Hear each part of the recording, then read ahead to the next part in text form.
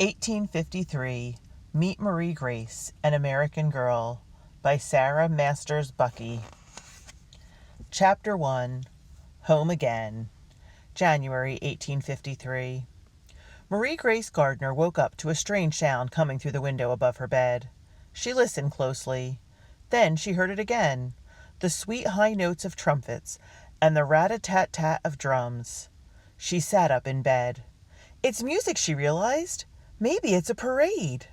Marie Grace loved parades, and Papa had told her that the parades in New Orleans were the best in the world. Marie Grace could hardly wait to see if it was true.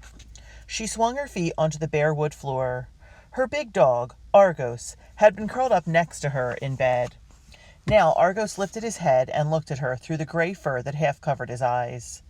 "Let's find Papa," she told him. Argos jumped up and hurried to the door. The room wasn't see your breath frozen, as a room in Elton, Massachusetts, had always been in the winter, but it was chilly enough to raise goosebumps on her arms. Marie Grace searched in her trunk for something to wear over her flannel nightgown. She and her father and their housekeeper, Mrs. Curtis, had arrived in New Orleans only the night before. So far, all she had unpacked were her blankets, her nightgown, and the small oval portrait of her mother that she always kept by her bed. She grabbed a wool shawl from the trunk and stepped out of her room. "Papa," she called. Her voice echoed through the hall. There was no reply. Marie Grace guessed that her father was unpacking his office. She and Argos climbed down the outside stairs to the open courtyard. The stones felt cold under her feet as she hurried to a door on the ground floor of the building. "Papa," Marie Grace began as she burst into her father's office, "I heard music outside and—" She stopped suddenly.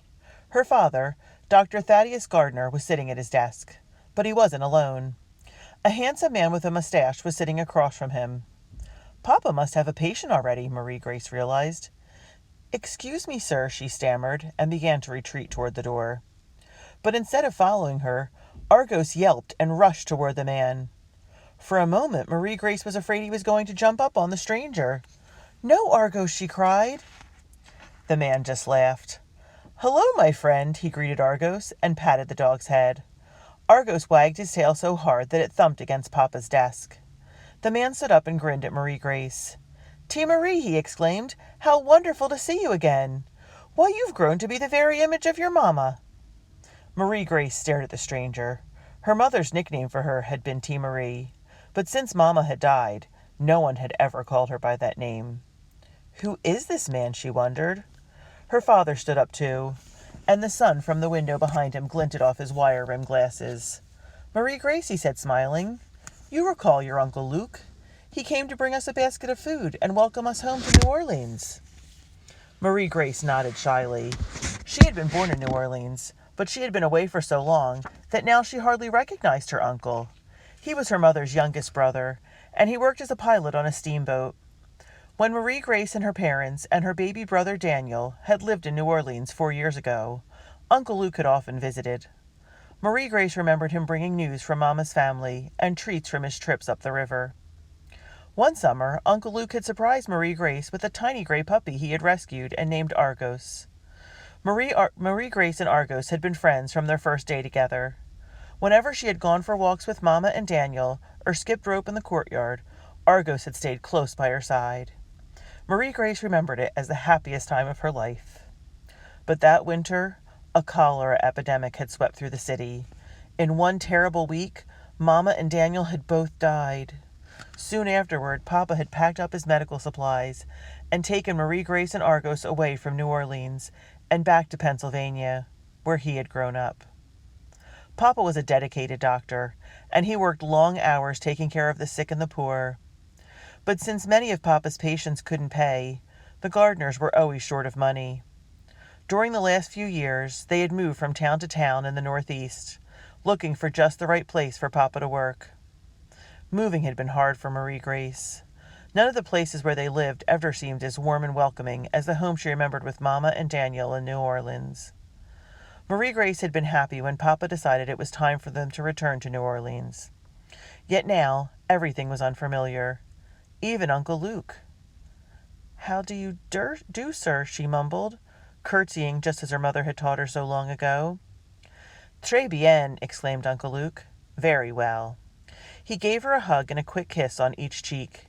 Then he said something else in rapid-fire French. She stared at him blankly. "We've been away so long that Marie Grace has forgotten much of her French," her father told Uncle Luke. "I'm afraid I'm a bit rusty, too." Uncle Luke shrugged, as if to say that whatever language they spoke was not important. "I told your papa that it's good you are back home in New Orleans. All our family is looking forward to seeing you again," he explained in perfect English. "I remember how much you enjoyed visiting everyone in Belle Chenerie when you were little, and how brave you were." Marie Grace was astonished. "Me? Brave?" "Bien sûr, of course," said Uncle Luke. "You begged your mamma, my dear sister, to let you picnic by the bayou. She wisely said that there were too many alligators in the swamps for children to go exploring by themselves. But I will always remember my brave Tia Marie. Only 4 years old, and you said, 'Alligators don't scare me.'" Marie Grace felt her face grow red while her father and Uncle Luke laughed together. She had a dim recollection of visiting Belle Chenerie, the little town not far from New Orleans where her mother's family, the Rousseaus, lived. She remembered playing with her cousins and paddling in a boat, but she couldn't ever remember being brave. Uncle Luke reached for his hat. "I must go and call upon a friend at the Royal Music Hall," he told them. "Why don't you both come with me? We could see the parades along the way." Marie Grace's eyes widened. "There really is a parade?" she asked, remembering the music she had heard. "There are lots of them today," said Uncle Luke. "It's the anniversary of our victory at the Battle of New Orleans. The biggest parade will be on Canal Street. It's the best in the city." Marie Grace looked hopefully at her father, but he shook his head and gestured at the stacks of boxes that filled his office. "I'm sorry, Luke," he said. "I've too much to do here." Marie Grace stared down at the dusty floor. "I'll never get to see the parade," she thought. Her uncle seemed to read her mind. "Perhaps Marie Grace could come to the parade with me," he suggested to her father. "She ought to see the celebration, and I would like to introduce her to my friend who sings with the opera." Uncle Luke turned to Marie Grace. "Do you still enjoy music, just as your mama did?" "Oh, yes," said Marie Grace, her excitement overcoming her shyness. To Marie Grace's surprise and delight, Papa agreed to the plan. While Papa and Uncle Luke talked, she gulped her breakfast and quickly changed into her best wool dress and bonnet.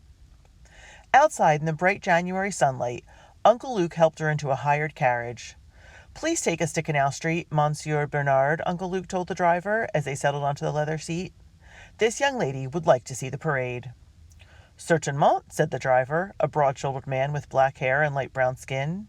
He flicked his reins and they were off, the click-plop of the horses' hooves echoing against the stone paving. Monsieur Bernard steered the carriage down the narrow streets, past colorful homes with arched doorways and shuttered windows. Pretty iron balconies reached out from many of the houses, and Marie Grace glimpsed walled courtyards behind the buildings. "Everything here is so different," Marie Grace thought as they drove past 3 trees heavy with green leaves in the middle of winter. Marie Grace caught the scent of onions and herbs cooking, and she took a deep breath. The tempting spicy smell wasn't at all like the plain foods Mrs. Curtis cooked. It reminded Marie Grace of the stews her mother used to make long ago. Soon the carriage turned onto a wide street that bordered the river. The street was bustling with people, and Uncle Luke said that the French Quarter, New Orleans' oldest neighborhood, was becoming busier every day. Buildings crowded one side of the street. On the other side was the majestic Mississippi River. Several steamboats churned up the river. Clouds of smoke and steam floated above the boats, and their high-pitched whistles pierced the air. Dozens of sailing ships and riverboats were docked along the levee. Uncle Luke pointed out his steamboat, the Eleanor, which was piled high with crates of cargo. "It's one of the fastest boats on the river," he said proudly. "And look over there. There's Jackson Square," said Uncle Luke as they passed a large square filled with gardens. "It's General Jackson's victory in 1815 that we're celebrating today. The people in New Orleans fought back the British to protect the city." On the other side of the square, Marie Grace saw a towering white building with 3 spires that reached the sky. It reminded her of a picture in a fairy tale book. "Is that a castle?" she guessed. "No, that's St. Louis Cathedral," Uncle Luke said, smiling. "Beautiful, isn't it? And soon you'll see the parade." When they reached Canal Street, Marie Grace and her uncle stepped out of the carriage and joined the crowds lining both sides of the street.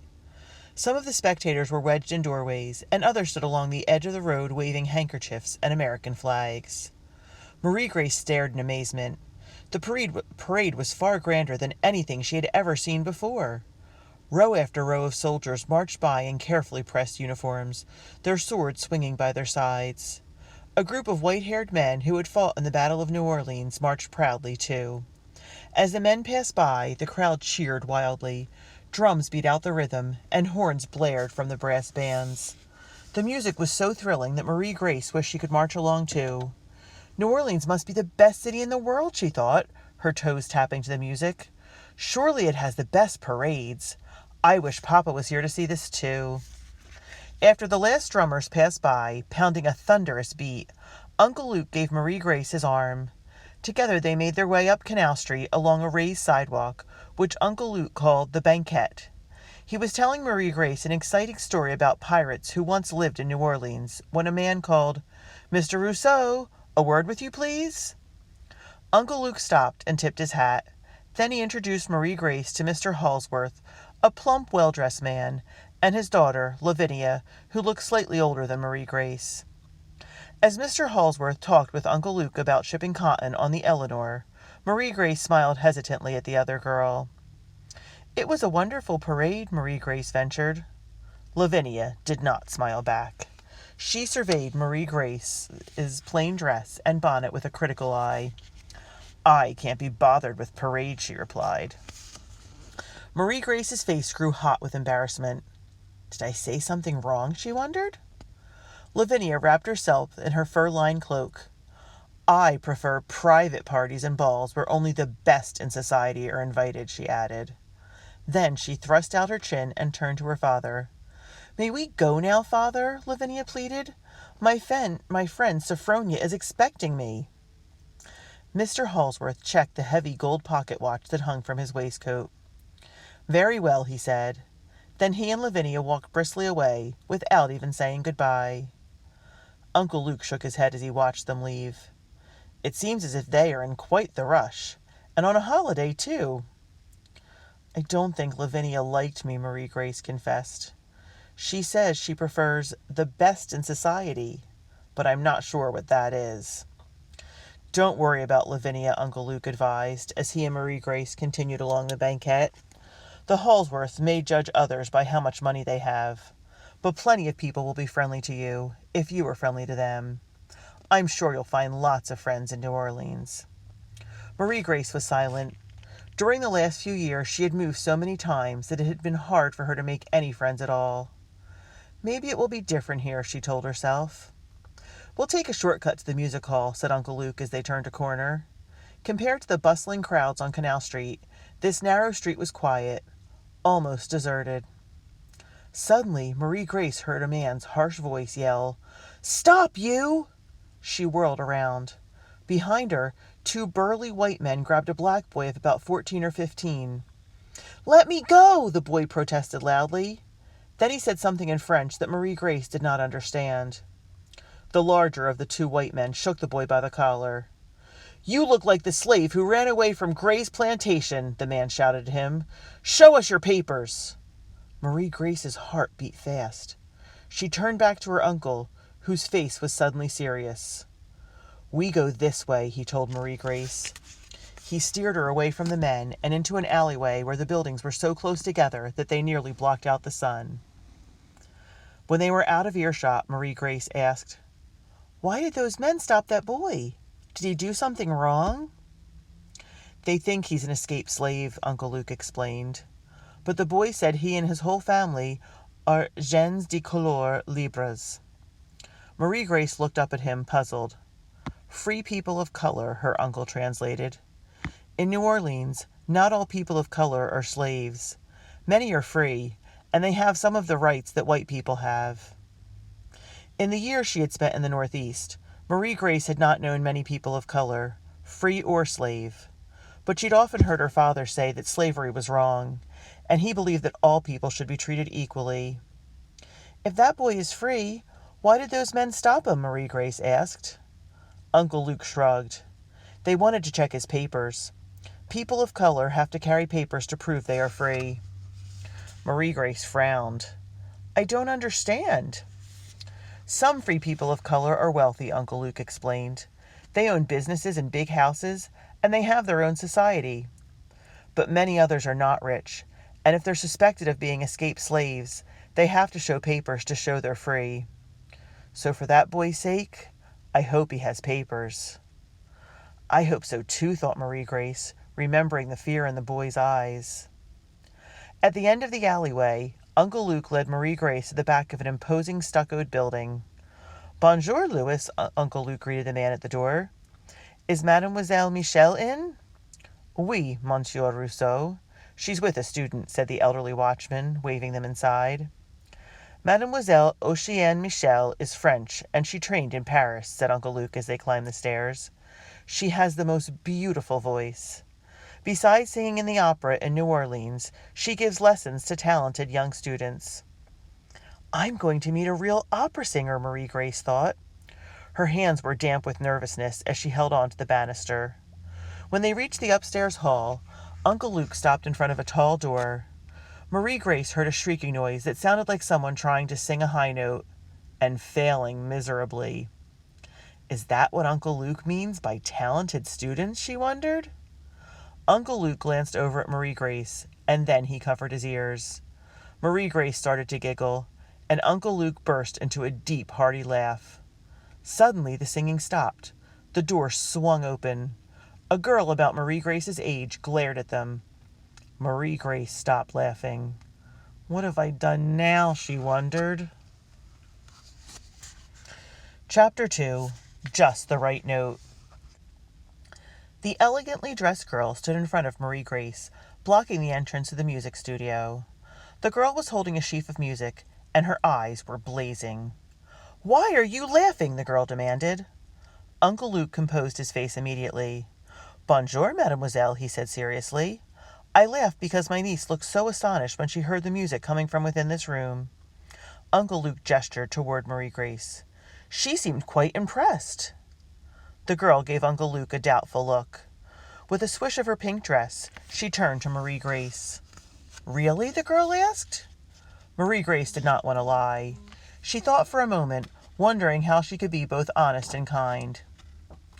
"I've never heard anything like it," she said finally. A slender young woman joined them at the door.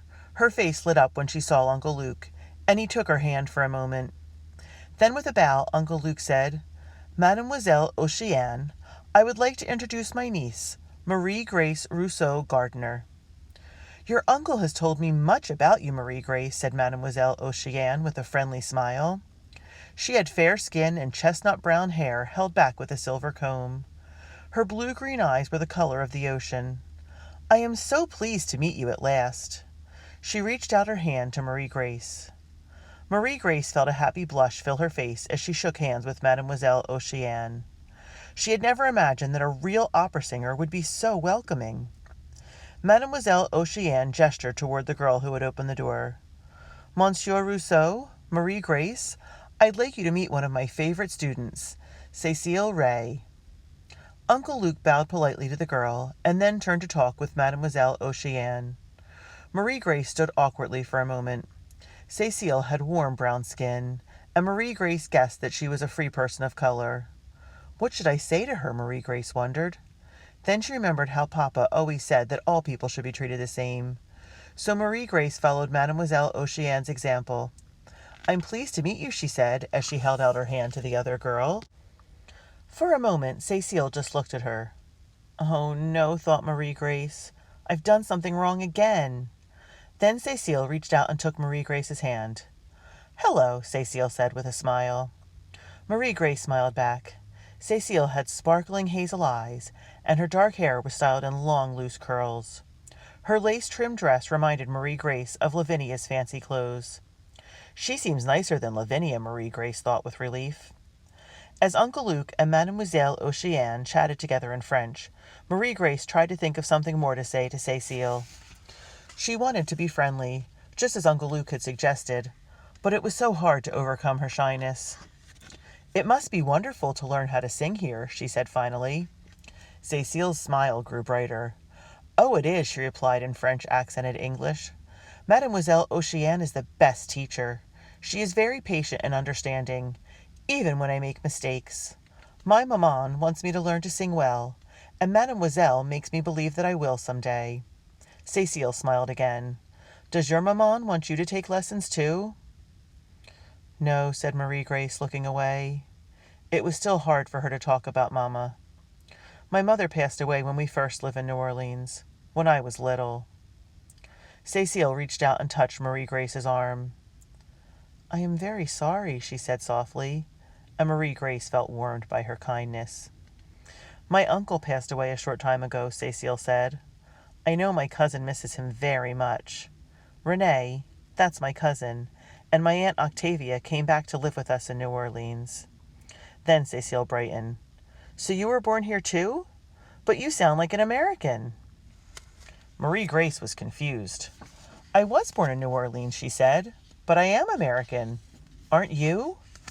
I'm from New Orleans, Cécile answered proudly, as if that explained everything. Marie Grace frowned. Wasn't New Orleans part of America? What about the American flag she had seen waving at the parade? Isn't that the same thing, she asked Cécile. No, said Cécile, shaking her head. New Orleans is different from anywhere else in America, and people from New Orleans are different from people everywhere else too. My grandfather says so, and he has been all around the world. Marie Grace thought about her trip through the city with Uncle Luke. It is exciting, she agreed. Compared to all the other places I've lived, New Orleans does seem like a different world. You've traveled? Cécile asked. Where have you been? I can't wait to travel and have adventures. Oh, we moved a lot, but I never had adventures, Marie Grace admitted. Tell me about all the places you've lived, Cécile encouraged her. Marie Grace's shyness began to melt away as she described the quiet town of Elton, which boasted a small inn, a general store, and 3 shops. Cécile listened closely and asked lots of questions. Then she told Marie Grace about her own home in the French Quarter, where she had lived all her life. You already have adventures, Marie Grace said after Cécile described her pet parrot flying around a parlor full of people. And you're lucky that you haven't had to move. Moving is hard. Cécile started to say something when a pink-cheeked girl opened the door and stepped in. The girl bobbed a curtsy and, speaking with a lilting Irish accent, she apologized to Mademoiselle Oceane for the interruption. Then she turned to Cécile. Miss Cécile, she said, we'd best get your things. Be quick. The carriage is waiting. Yes, Ellen, Cécile answered. She looked at Marie Grace. Our maid is here to take me home.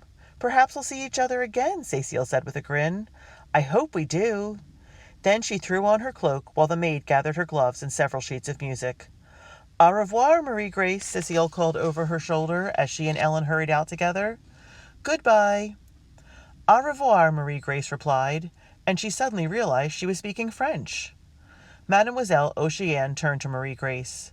Your uncle tells me that you love music, she said, her eyes twinkling. He thinks perhaps you might enjoy singing lessons. Marie Grace felt her heart thumping inside her chest. I do like to sing, she admitted. But I don't know how. Not really. Let's see, said Mademoiselle Oceane. She sat down on the piano stool and handed Marie Grace a sheet of paper. Sing these scales, please. Marie Grace looked at the lined paper. It had been a long time since she'd had music lessons, and she couldn't make sense of the marks that looked like strangely shaped O's and P's and D's. She shook her head. I'm not very good at reading music. Follow after me, said Mademoiselle Oceane. She played a single note on the piano. Then in a clear, beautiful voice she sang, La la la la la la la la la. Each note rose higher than the last, like steps on a staircase. Blending her voice with Mademoiselle Oceane's, Marie Grace sang the scale several times. Then she and Mademoiselle Oceane tried singing a short song together. At first Marie Grace was embarrassed, but the more she sang, the more she lost herself in the music. When the song ended, Uncle Luke applauded. Then he turned to Mademoiselle Oceane. What do you think? Marie Grace held her breath, waiting for the answer. She needs training, Mademoiselle Oceane said slowly, and she'll have to learn to read music properly. But she has a good ear and a lovely voice. I would be happy to teach her, if of course her father permits. Marie Grace breathed a happy sigh.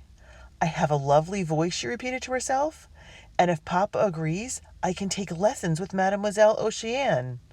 The sun shining into the room seemed brighter than ever. When Marie Grace arrived home, Argos ran to greet her, his tail thumping. She hugged him and whispered, "Let's go find Papa. I have good news." But when she and Argos entered her father's office, it was empty. All Marie Grace found was a note from her father, saying he had gone out to buy supplies and would be back before supper. Marie Grace hurried up the outside stairs to the family's living quarters. Mrs. Curtis, a stout woman with iron gray hair, was scrubbing the floor with a liquid that smelled like vinegar. Papa had hired Mrs. Curtis to keep house for them when they lived in Pennsylvania, and she had traveled with them ever since. Mrs. Curtis always grumbled whenever she had to set up housekeeping in a new place. She wouldn't rest until everything was sparkling clean. Mrs. Curtis greeted Marie Grace with a sniff of disapproval. "I'm glad you're finally back, Missy," she said. "You can help me get things in order. Goodness knows we have enough to do." Marie Grace's excitement faded. Whenever Mrs. Curtis was in a good mood, she called her dearie. But whenever Mrs. Curtis had chores for her, Marie Grace was Missy. With a sigh, Marie Grace took off her cloak and changed into her work dress and apron. For the rest of the afternoon, she and Mrs. Curtis swept, scrubbed, and sorted. By the time Papa returned, the dining room was clean, the dishes were unpacked, and there was a fire crackling in the fireplace. "Why, this looks like a feast," Papa proclaimed, as he and Marie Grace sat down to an evening meal of soup, bread, and cheese, all supplied by Uncle Luke. "I suppose this is all right to eat," Mrs. Curtis said doubtfully, as she ladled out the soup. "Mr. Rousseau told me it's called jumbo or something like that. He seemed to think you'd like it."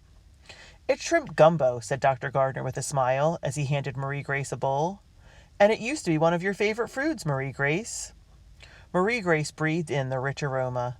It reminded her again of her mother's cooking. She took a sip of the steaming broth. "It's delicious." "If you ask me, it's got too many spices," muttered Mrs. Curtis. "People here in New Orleans like a lot of flavor in their food," said Dr. Gardner, with a wink to Marie Grace. He took another sip of his soup. Marie Grace paused as she savored the gumbo. Then she remembered how Cecile had wanted to know if she was from New Orleans or if she was an American. "Papa, New Orleans is part of America, isn't it?" she asked. "Yes, of course," said her father. "The French founded New Orleans, then Spain controlled it, and then it belonged to France again.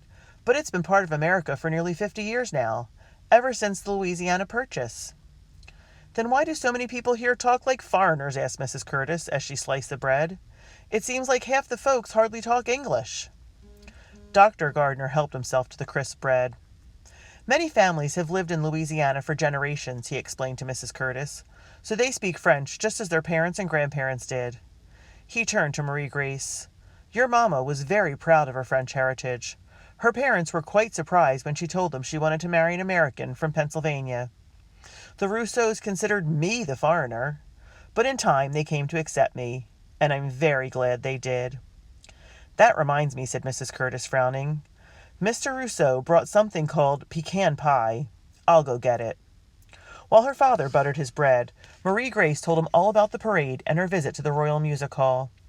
"I met a girl named Cecile today. She's taking singing lessons with Mademoiselle Oceane." "May I take lessons too, Papa?" "Mademoiselle Oceane says she'll teach me if you say yes." Papa paused, his knife still in the air. "Your mother always said you had a good ear for music. I suppose I've neglected your lessons, haven't I?" He put down the knife. "I'll ask Mademoiselle Oceane what her fees are. Then we'll see what might be possible." "That would be wonderful!" exclaimed Marie Grace. She reached for his hand across the table. "I'll practice every day."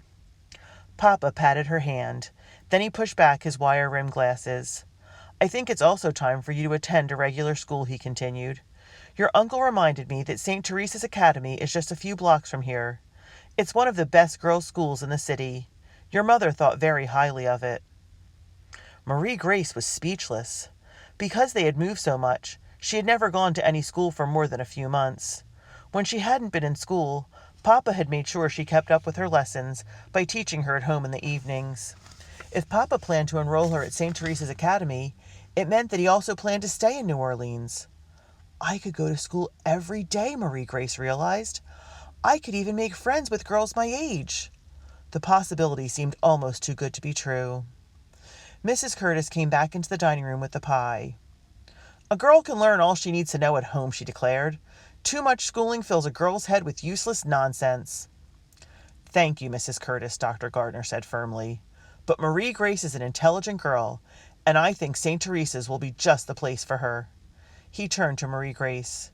"As soon as we're settled, I'll see about enrolling you." Marie Grace sang to herself as she went to bed that night. The room was chilly, but as she tucked herself under the blankets, she felt a warm sense of contentment. She looked at the miniature portrait of her mother. "I'm glad we came back to New Orleans, Mama," she whispered. "I just hope we can stay."